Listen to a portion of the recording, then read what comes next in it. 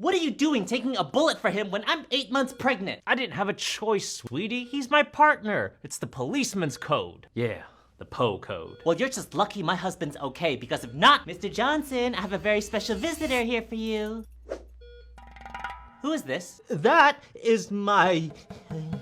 Your girlfriend! She came to visit you! Hooray! Oh no. What do you mean, girlfriend? He's married to me. You didn't tell me you were married. I'm pregnant with your child. Did I do something wrong? I'm confused. Dude, quick, PO code. Right, damn it, Patricia. How did you escape the psych ward again? Patricia? Who is Patricia? You know damn well Officer Johnson has a restraining order against you, so you better get out of here before I call your psychiatrist. What? Can someone tell me what's happening? I don't know. This is my boyfriend, and I came to visit him. The judge said 300 yards, Patricia. Now you leave Officer Johnson and his family alone. I am telling the truth. Here, I can show you our text messages. Do something. See? Just yesterday, he texted me. You have the right to remain silent. What are you doing? Arresting you. For what? For harassment. Or something. No, Larry, wait! PO code. Wow, PO code. 29-year-old male, dislocated shoulder, second-degree burns, sprained ankle, and a missing front tooth. Classic wedding shenanigans. Classic wedding shenanigans? Was he the groom? No, the groom is fine. Our guy is the bride's ex-boyfriend. He was not invited. It got lost in the mail. Then why did the bride yell, "This is why you weren't invited," when we dragged you away? Please tell me he went for the objection. Oh, he went for the objection. Stood right up during the ceremony and announced he had something to say. It was from the heart. It was 11 minutes long. He brought a folder. Oh man. The bride asked security to remove him, so he panics and grabs the only thing nearby, which is a lit unity candle. Holds it up like he's making a stand. And that's the burns? That's the burns. Caught his own sleeve. He didn't even notice because he was still talking. I wasn't done with the speech. He then decides it's time for a grand romantic gesture, so he tries to jump on stage to reach the bride. He didn't make it. He cleared maybe 2 feet, came down on his shoulder, took out the cake table on the way down. So the cake? 6 tears. Gone. He came up covered in buttercream, still asking her to reconsider. She hesitated. I saw it. She didn't, but the groom's grandmother had seen enough. Came across the room and decked him in the face with her clutch purse. And there's the tooth. There's the tooth. Roll of quarters in the bag, apparently. Ouch. So he finally bolts, sprints for the parking lot, trips on the bride's train on the way out, and rolls his ankle in the gravel. So shoulder, burns, tooth, ankle, all because he was trying to break up a wedding he wasn't invited to? It got lost in the mail. All right, let's get him to a room. Huh. The bride's texting him. What? What does it say? I knew it. I knew it. Read it to me. It says, "You owe my grandmother a new purse." So she's thinking about me. Tips from the ER. Code Silver. Code Silver means someone in the hospital has a weapon and they're angry about something, so you better dodge, duck, dip, dive, and do whatever you can to avoid this maniac, because it could be anyone or anything. I'm talking grandmas with nunchucks, babies with machetes, or patients who may get a little stabby with our pens. I'm kidding. It's probably just a gun. Find cover, lock the doors, stay quiet, and be willing to strangle anyone next to you who's making too much noise. And remember, patience is a virtue, because most of our security isn't armed. So until the police arrive, you're probably on your own. Worst case scenario, fight. You got this! Good luck! Tips from the ER. Code Pink. If you've already been in the ER for the last 5 hours getting your finger sewn up because you had a little accident with the kitchen knife, be prepared to be here a little longer. If there's a code pink, we're locking this place down. No one's leaving because there's a baby missing. That's right, we couldn't get the slime off of it fast enough before somebody decided your baby was too cute not to take home. Code pink means someone stole a baby or the nurse accidentally gave it to the wrong mother. Either way, we can't find him, and we're blaming everybody until the little poop monster shows back up, and we will find it. The second a code pink is called, I expect every staff member in this building to drop whatever they're doing. I don't care if you're mid-stitch, mid-itch, mid-shit. A code pink should have your full attention. You can bet I'll be in the hallways looking at you, looking at me, looking for a baby. If you happen to see someone holding a bundle of blankets with an umbilical cord hanging out of it, notify your nearest hospital personnel. If you happen to be holding a baby, you might get tackled. Even if that baby is yours, we can't take any chances. But this is my baby. I have the birth certificate right here. Ma'am, drop the baby! No! Code pink! Hey, do you have a pen I can borrow? I can't find mine. We can't find any either. They all disappeared. In the whole hospital? Well, not the whole hospital. What, you think I stole your pens? I'm just saying, it's a bit weird. You're the only one left on this floor with pens. Where are the pens, doctor? Huh? What are you hiding? Well, come on, this is crazy. Oh, tell you what, I need help changing a patient in room 4. Do that and I'll buy everyone all the pens they could ever need. But be careful. She's a bit strange. Hi, Miss Johnson. I'm here to change you real quick. Change me? You mean like down there? Yep, just normal changing. Should only take a minute. Oh, no thank you. Since you're unable to go to the bathroom yourself, I have to. I don't need it! Miss Johnson, please, I could smell the room. It'll only take a minute. Okay, fine. Mrs. Johnson! I can explain! What? You're the one who stole all the pens? I have a problem. Why would you hide them in your vagina? Because I didn't think anybody would look in there. Yeah. Is this it or is there more somewhere? Well, you didn't happen to see a red pen down there, did you? No, but I don't know how I would have missed it. Well, here's the thing. I may be a klepto, but I'm very organized. Oh, no, don't tell me it's... I'll flip around. Oh. Got another 4th of July victim for you. What happened this time? 34-year-old male, no eyebrows, missing a couple fingers, possible concussion, broken ribs, and a series of bite marks. Oh my gosh, was he hit by a car? No, he was hosting a barbecue. How does hosting a barbecue do all of that? So it starts at the grill. Burgers are taking too long, guests are getting hangry, and our guy runs out of lighter fluid. So I improvised. He improvised with a half gallon of gasoline. Burned eyebrows? Fireball about 8 feet tall. Took out the patio umbrella too. Burgers were perfect though. The burgers were on fire. Everything was on fire. So now he's embarrassed, decides to try to win the crowd back by starting the fireworks early. With no eyebrows? With no eyebrows. He's got this big professional grade mortar. Lights it up, but nothing happens. A dud. It happens. So he waits a respectful 4 seconds before walking over to pick it up to take a look. He picked it up? Held it up to his face like a coconut he was checking for ripeness. I had 10 of these this morning. That's where the fingers went. Don't worry, we recovered most of them. Some of them. We recovered fingers. Oh my god. So now his hand's the problem, he's on fire again, decides the best move is to sprint for the lake to jump in and cool off. Okay, so at least the water put the fire out. Oh, the fire's out. The fire is the one thing that went well, but he didn't check the depth and came in hot off the dock. Broken ribs. Belly flopped onto a sandbar about a foot down. That's the ribs. And probably the concussion. Stuck the landing. When he surfaced, he came up directly underneath a goose. A goose? A nesting goose on the lake. Came up right under her, and she took it extremely personally. She started it. Bite marks are from a goose? Yeah, took us and 3 other guests to get him out the water. Eyebrows, fingers, ribs, concussion, and a goose attack. On the 4th of July. Happy 4th of July. Oh, here. Got another Pride Parade victim for you. What happened this time? Well, we got broken toes, bruised jaw, possible lead poisoning, a dangerous amount of confetti in lungs, and a lot of alcohol. And mono. He also wants to be tested for mono. Why don't you just start from the beginning? So the patient was supposed to meet up at the parade with his boyfriend, John, right? But John was being super flaky and not answering his texts. Super flaky. So the patient went to the bar to get some drinks.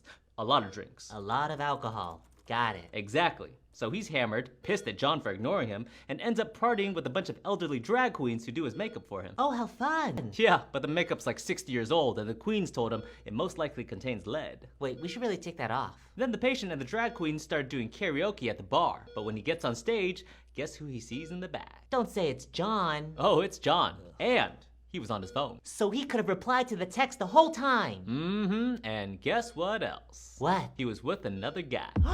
So the patient's like, oh, hell no. And he runs over to confront John, but John goes and blames the patient. That's gaslighting. That's not right. Thank you. So the patient gets angry, turns and kisses the guy standing next to him. You know, to make John jealous. Mono test. But the guy had a boyfriend with him who punched the patient in the face. Bruised jaw. Got it. Finally, the patient runs into the street, drunk, dizzy, embarrassed, and collides right with a parade float that was passing by. Broken toes? Thing stops right on his feet, and while the patient was stuck, John, upset that he was kissing another guy, grabs a confetti cannon and fires it right in the patient's face. Confetti in lungs. That, and also heartbreak. Oh man. Are you okay? Are you kidding? Best Pride ever. Woohoo! I can't wait for next year. Oh. Can somebody please get me more blood? Austin, you got a phone call. Oh, thank goodness. Hello, ICU. I'm calling to give a report. Go ahead. The patient's a 44-year-old male trauma arrest, came in with an open fracture at the... How's his skin? What? His skin. How's his skin? Well, I can see the bone from his open fracture. It's... No. On his back. Does he have any bed sores? I didn't get a chance to see his back. Skin is part of the basic nursing assessment. I'll bet you didn't even do a Braden. Who's Braden? Ugh. Go check and tell me what you find. I'll wait. Hey, Ben, can you help me turn my trauma patient? I need to check his skin. The pulseless guy with an open fracture? Yeah, I need to check his skin. You're giving a report to ICU, aren't you? Yeah. Let me handle this.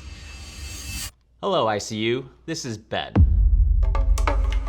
Hello, Benjamin. The patient's too unstable to turn at this time. So you're sending me an unstable patient? Well, shouldn't critical patients go to critical care? What's his history? He's a John Doe. Family? Again, John Doe. Fine.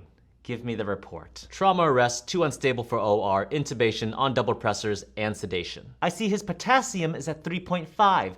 I'll need you to replace it. You and I both know you already have a bag of potassium with you because you've spent the last 30 minutes looking at his chart and you know more about this patient than I could ever tell you. Don't you? Fine, we'll see you in 5. And that's how you give a report to the ICU. Wow, that was awesome. Thanks, Ben. No problem. You got something on your face.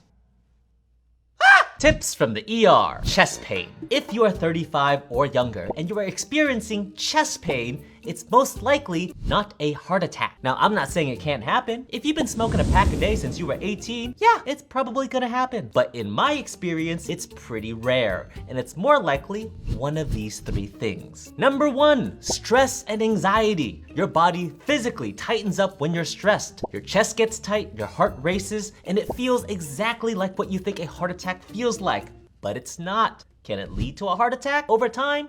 Probably, but it's more likely your body telling you that something in your life needs to change. I don't know what that is. That's between you and your therapist. Number 2, you pull the muscle in your chest. Maybe you were at the gym. Maybe you were moving furniture. Maybe you sneezed a little too hard and now you're convinced that you're dying. You're probably not dying. You need rest, maybe some ice, and the humility to admit that you overdid it. Number 3, and my personal favorite, you smoked too much weed.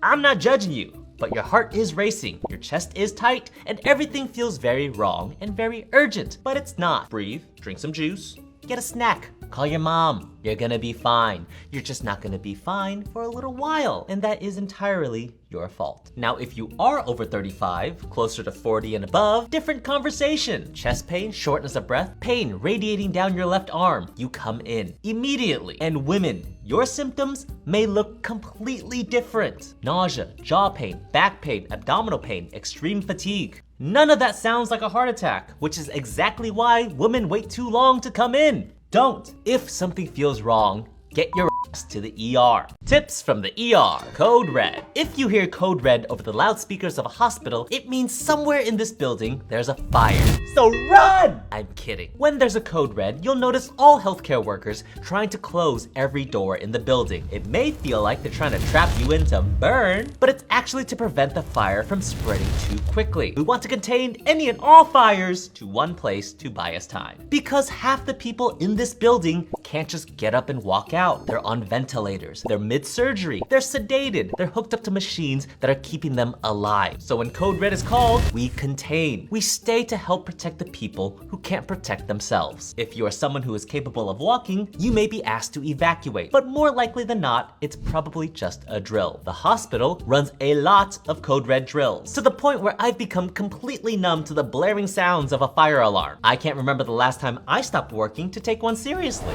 Steven, should we evacuate? Nah, it's probably just a drill. Are you sure? We should probably head towards the doors.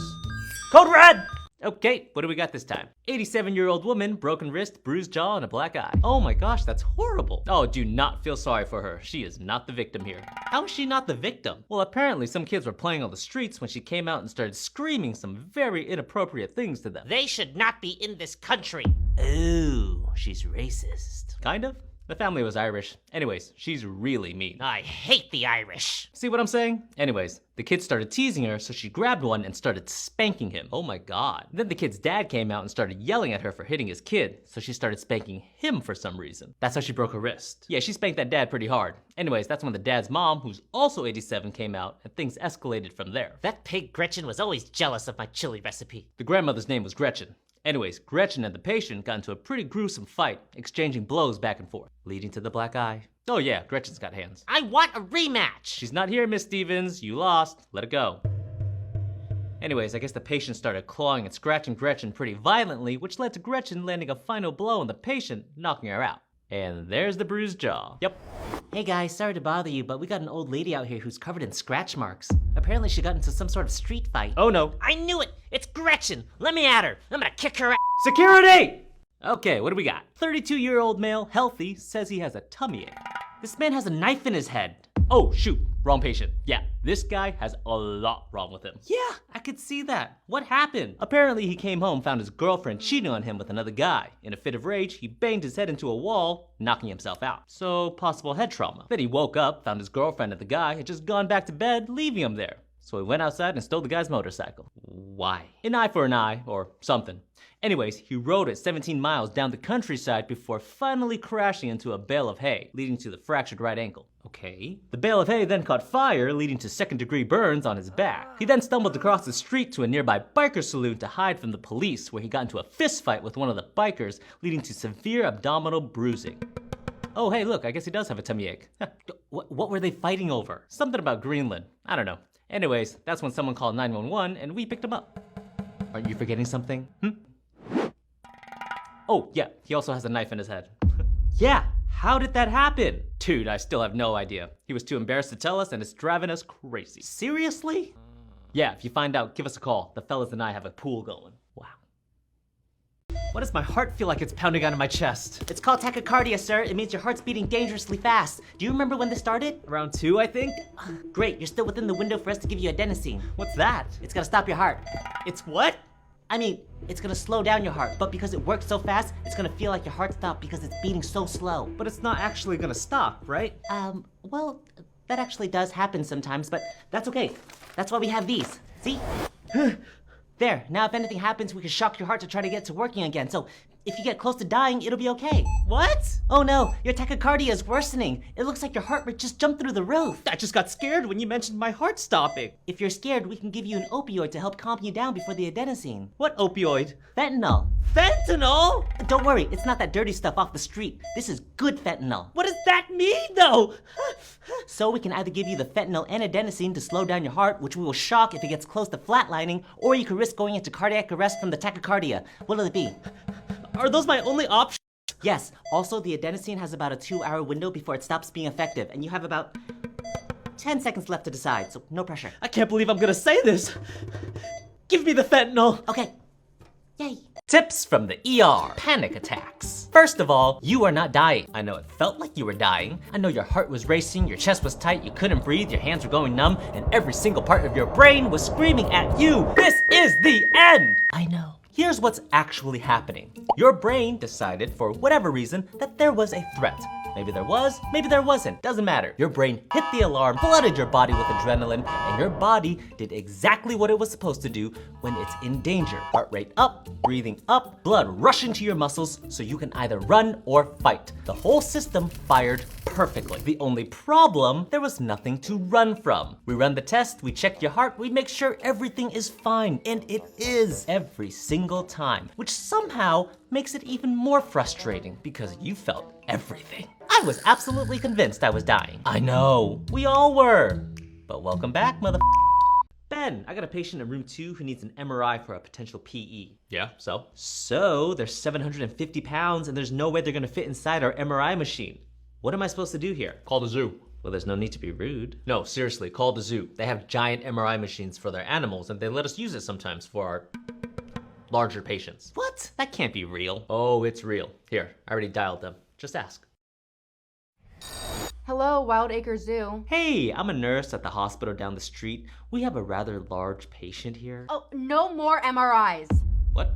You guys keep on sending your patients over to us, and last week one of them got stuck inside of the machine and died. What do you mean they died? They had a heart attack inside of the machine and then they died. So we are no longer offering our services. What am I supposed to do here? They're too big for our MRI. They die in your MRI. Where am I supposed to send them? I am running out of options here. Well, have you tried the aquarium? Have I tried the aquarium? What's their number? Tips from the ER. Code Blue. If you ever hear those 2 words over the loudspeakers of a hospital, it means someone somewhere in this building has either stopped breathing or their heart has stopped working. Either way, we gotta get to them right now or they're gonna die. Which means a team of doctors, nurses, respiratory therapists, and whoever else can get their pants on are running down those hallways to save that poor unfortunate soul's life. So if you are in the hallway when code blue is called, move! Get up against the wall, step into a room, do whatever you have to get out of the way. Move! A code blue in the hallways is like sirens on the streets. Pull to the right and let us through! Because the person we're running to doesn't have time for you to figure out what's happening. Every second that person's heart isn't beating, brain cells are dying. We have minutes, sometimes less. Why do they call it a code blue? When your heart stops beating and you stop breathing, your body stops getting oxygen. And when your body stops getting oxygen, you turn blue. That's the color we're racing against. Code blue! Hi ma'am, how can I help you today? I need medication for my diabetes. What medication are you currently on? No medication currently. Are you being treated by your doctor for diabetes? No, but I know I have it and I need to be treated. Okay, but have you been checked for diabetes by your primary care doctor? No, I just need a prescription. Why is that so hard? Because you don't even know if you have diabetes. My neighbor told me that if my urine is sugary and sweet, that meant I have diabetes. How do you know that your urine is sugary and sweet? I tasted it. No, ma'am, that is not how you check for diabetes. You need a blood test. You want me to taste my blood too? No! What the Tips from the ER. Measles, a disease we eliminated in the year 2000. And now, In 2026, we are somehow seeing outbreaks again.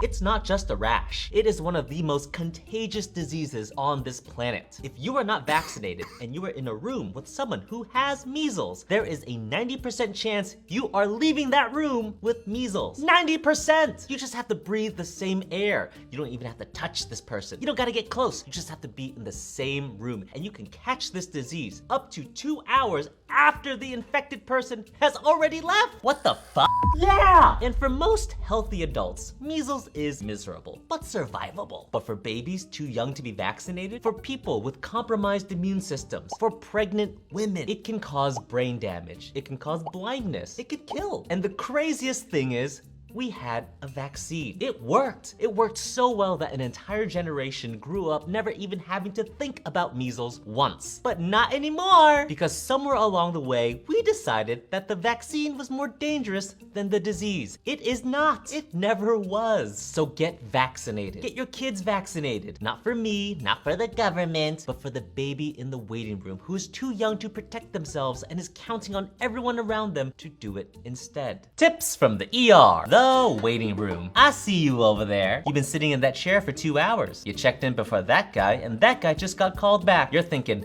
hey, that's not fair. Now you're at the front desk, giving someone named Brenda a hard time about it. Next! Here's the thing. The ER is not a deli. We do not care who arrived first. We care about who is closest to dying. It's called triage. Every single patient who walks through those doors gets assessed immediately. And based on that assessment, we decide who goes back first. Chest pain goes before sprained wrist, stroke symptoms go before sore throat, and unconscious goes before everyone. That's just the math. ER math. Now here's the part nobody thinks about. If you have been sitting in that waiting room for 2 hours and you are sitting upright, aware of your surroundings, and angry enough to complain about the wait, that is actually great news. It means you're stable. It means we took a look at you and said, I think this person's gonna be okay for a little while. The people we rushed to the back, they don't get to complain. They don't have the luxury. I've been waiting 3 hours. I got here before everyone, and you're still here to tell me about it. You're welcome, mother. Tips from the ER. The pain scale. When you come to the ER, we are going to ask you to rate your pain on a scale of 1 to 10. 1 being I barely noticed it, and 10 being the worst pain you've ever felt in your entire life. Except you and I can never agree on what a 10 actually looks like, can we? That sprained ankle in 2019 that really hurt, I'd rate that a 5, maybe a 6. But for you, that was a 10. I understand, I just don't agree. My scale is a little different. I've seen what I believe a real 10 looks like. I've been in the room. Let's just say my bar is very high. Here's what a 10 actually looks like. A 10 is getting hit by a speeding car. A 10 is active labor with no epidural. A 10 is looking down and seeing something that should be inside of your body, very much on the outside of your body. If you walked in here, checked yourself in, found a seat, and updated your Instagram story, you are not a 10. You might be a 6. You might even be a 7. And 7 is real. 7 gets attention. But when everyone is a 10, nobody is a 10. And that's when we miss the person who actually is. My pain is definitely a 10. Oh, really? What are you watching? Tips from the ER. The IV. You walk in, I don't even know your name yet, and already I'm coming at you with the needle. You're like, whoa, Steven, we just met. You already trying to get inside me? Yes! Yes, I am. Yeah, boy. Here's the thing. An IV is access. It is direct access into your bloodstream so that when we figure out what's wrong with you, we can act immediately. We can give you fluids if you're dehydrated, medications if you're in pain, blood if you need it, wine if we had it, and if things go sideways and you need emergency surgery, we are ready. But Steven, that's a needle. Isn't it gonna hurt? Yes! Yes, it is. But you know what else hurts? Whatever brought you into the ER in the first place. You survive that, I promise you could survive 2 seconds of this. We got your x-rays back. What did you say happened again? He already told you. He slipped and fell on one of his son's toys while we were having dinner. And what is your relation to the patient? I'm his, friend. Yep, just a really good friend. Best buddies. Right. Well, when you said you fell on a toy, we were kind of expecting a Lego, maybe a race car, but instead we found an entire Mr. Potato Head stuck inside you. Here, take a look. The only thing we could salvage was one of his ears. What does this mean? Well, we're gonna have to check you in, keep you overnight, have surgery tomorrow. Oh, I knew we should have stuck with the Ken doll. I'm sorry, honey. I mean, buddy. And I've already contacted your emergency contact and let her know everything, so. Oh no. Who's your emergency contact? Oh, please tell me it's your mother. No, it's Jeffrey, my wife. What happened? Are you okay? Oh, don't worry. He's fine. Who are you? Yeah, who are you? He's my, we're in the same church group. Drinking buddies. Oh. It's, drinking church group. Okay, but how did you end up in the hospital? I got a hernia, praying too hard. Okay, I guess that makes sense. Oh, baby, I'm so sorry. What's this? Why do you have a Mr. Potato Head ear? Let me see that. No, I can explain. Really? How does a drinking church group meeting end with you sticking a Mr. Potato Head up your ass? The Lord works in mysterious ways. So does my lawyer. Ooh, burn. Honey, please, you have to drink something. It's been 2 days. No. What seems to be the problem? I'm here for IV fluids. I need hydration that goes directly into my veins so it doesn't touch the popcorn. Popcorn? 2 nights ago, I really wanted popcorn. So I did. I ate popcorn. 2 bags of popcorn. Okay. Then I remembered something in school. My science teacher told us that popcorn expands in water. So I tested it, and it did. It expanded. What? If I drink fluids, it will touch the popcorn and crush my baby. Ma'am, this is you. Okay, this is your stomach. This is your uterus. When you eat food, it gets digested in your stomach. And when I drink water, popcorn expands, baby die. No. No! Food here. Baby here. They're in 2 separate places.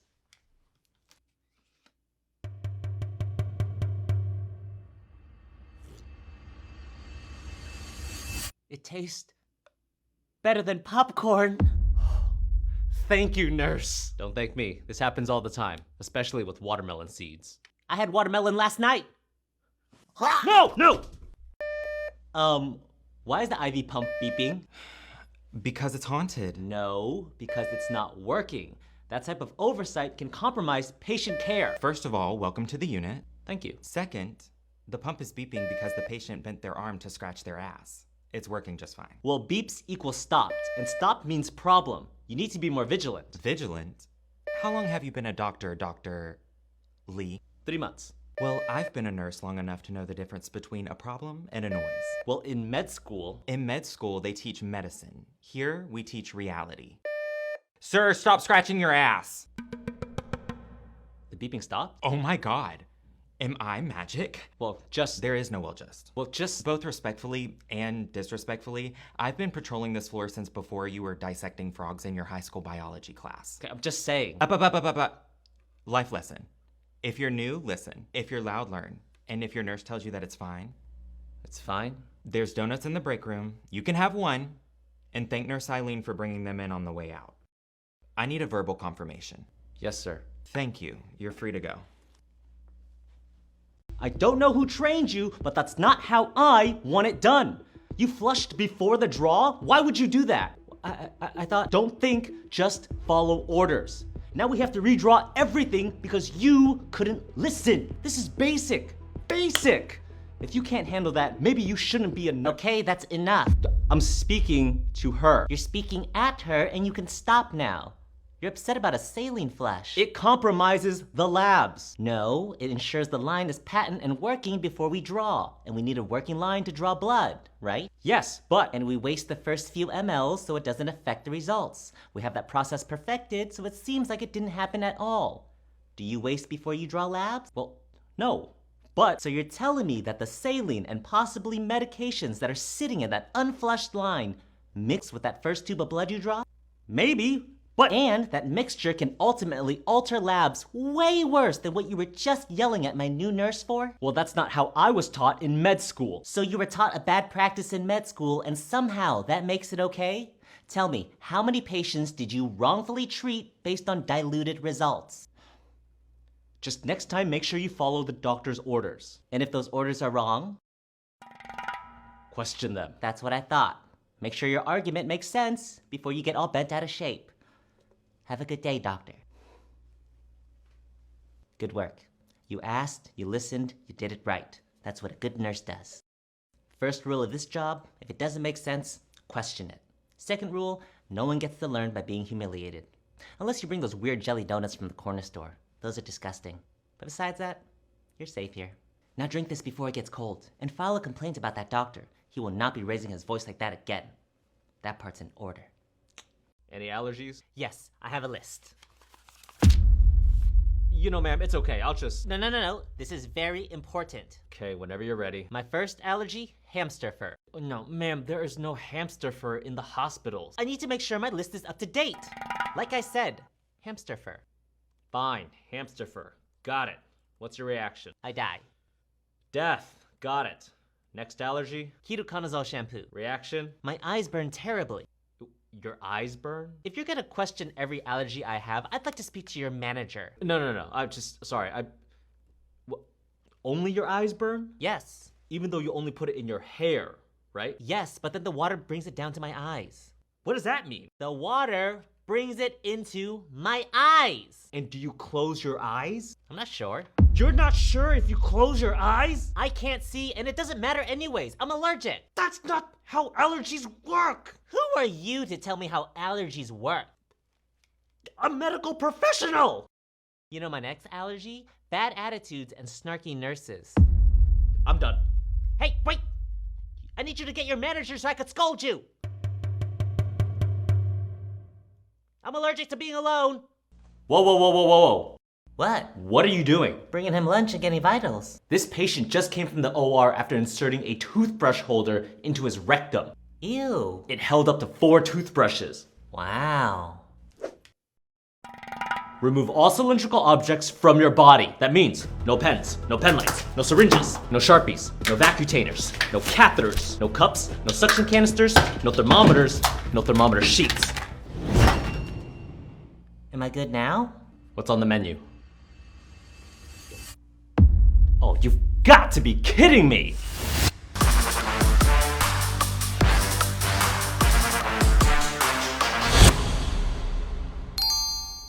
Now you're okay. Let's go. Hi there. We're here to take your vitals and serve you dinner. Hey, why is this IV pole all the way down? For dinner, you have corn, some carrots, a chopped up hot dog. The knob that raises and lowers the IV pole is missing. To drink, we have apple juice, water. Was the knob a cylinder? What did you? 23-year-old male admitted from the OR for inserting toothbrush holder into rectum. Patient inserted IV pole knob into urethra and had to be taken back down to OR. Awaiting PACI report. We'll continue to monitor. We ran all the tests, and it seems that for your daughter to get any relief, she just needs to fart. That's your medical diagnosis? To fart? Sorry, to be specific, she needs to do a giant fart. But she's in so much pain. We ran so many tests. MRIs, blood draws, CAT scans, ultrasounds. And you're telling me after all that, she just needs to eat a can of beans and let loose a cheek flapper? I know it's unfortunate, but yes, that's true. Sir, are you okay? Are you kidding me? These are tears of joy. She can no longer not clean her room as long as I have this story to embarrass her with. Instead of pulling my finger, I'll pull hers. Okay. Anytime a boy comes over, I'll introduce him to my lovely daughter. Acidy for Patricia Flatulencia. Whoopee cushions will line the aisles to her wedding. What, you're happy about this? You're damn right I'm happy. And a little proud. Of her farts. I guess so.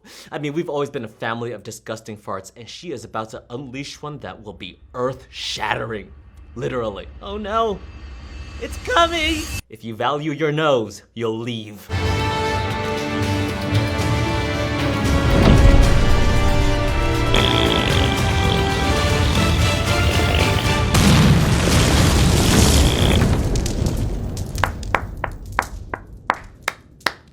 I'm gonna put your belongings in a safe place while you're in surgery. Austin, wait. Can I actually hold on to something? It's my, Lucky Rock. Lucky Rock? It's in the blue glove. I never go anywhere without it. It's a sterile environment, so unfortunately, outside objects aren't allowed in. No, please. I have to have it with me. Is it a religious thing? Yes. My parents were hippies. Maybe our amazing anesthesiologist, Dr. Lee, can hold on to it for you during surgery. Yeah, I don't know about that. Please, I'll feel much safer with it nearby. Please, Dr. Lee. It's just a Lucky Rock. Fine, why not? Last week, a patient asked us to do the Macarena before the first incision. You won't regret this. My Lucky Rock brings great energy to anyone who comes near it. Great job, everyone. Our patient is gonna have an amazing recovery. Hey, what was that rock he asked you to hold on to? Oh, that's just his Lucky Rock. Lucky rock, huh? Let's take a look. That's not a rock. That's crack. Crack? You brought crack into my OR? Did the rock work? Well, the surgery went fine, but we know you lied about the Lucky Rock. What did I lie about? Well, for starters, it's crack. Crack can still be lucky. You said it brings great energy to anyone who comes near it. Well, it does, if you smoke it. Really?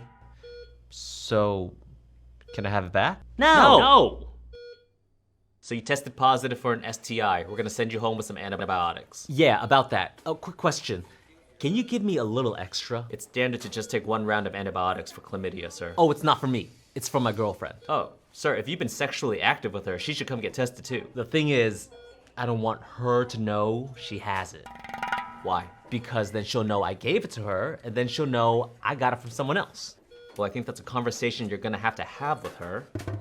Can I just pay double? What? No, sir. How are you gonna give her antibiotics without her knowing it's antibiotics? I don't know, I'll tell her it's a new vitamin or something. Absolutely not! Then I'll crush it up and put it in her breakfast cereal. Whatever, man. Come on, just help me out. Sir, What you are describing is illegal. You're such a jerk, man. My wife is at home slaving away with our newborn baby, and you would rather add more stress onto her plate than just let me drug her without consent? I'm the jerk in this scenario? Fine. Just go splitsies with my wife with what I get. And you know what? I'll save a pill for the little guy, in case he catches it breastfeeding or something. Once again, not only is that illegal, but it won't cure you if you don't take the full course. And when she finds out, which she will, she's gonna kill you. She's not gonna find out. Sir, she just had your baby. She's running on no sleep, pure hormones, and spite. She's gonna be mad at you regardless. But if you lie and try to drug her, she's definitely gonna kill you. yeah. Fine, I'll tell her when I get home. And who knows, maybe she'll forgive me. And we can start a family with a clean slate. Yeah, you never know until you try. Hello, sir, my name is Ben. Oh my God, you were right. She was mad. Oh. So how long has your daughter had these red bumps? About a week now. Achoo! Sorry. We should put this on her just in case it's contagious. Oh, she's had that sneeze for months now, but I've been treating it at home with jasmine extract and elderflower, and it's gotten slightly better. Doesn't sound like it's working. What we don't have a remedy for is all this itching, which is why we're here. Itching? Honey, the neighbors are having a party tonight. We should go.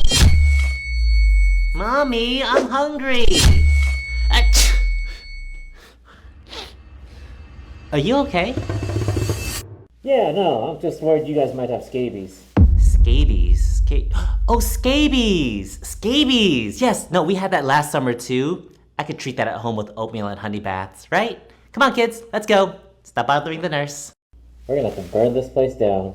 One of my little ones stole your pen. Do you want it back? Keep it. Okay, thanks.